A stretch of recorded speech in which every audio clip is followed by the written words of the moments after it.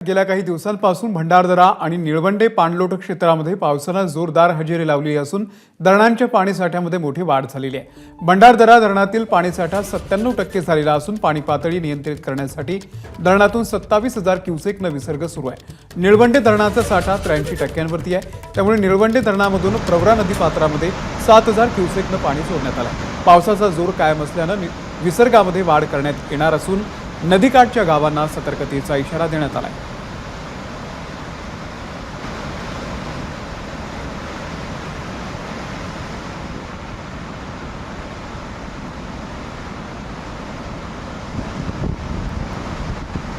तर गेल्या काही दिवसांपासून भंडारदरा आणि निळवंडे या पाणलोट क्षेत्रामध्ये पावसानं जोरदार हजेरी लावलेली आहे, त्यामुळे धरणांच्या पाणीसाठ्यामध्ये मोठी वाढ झालेली आहे।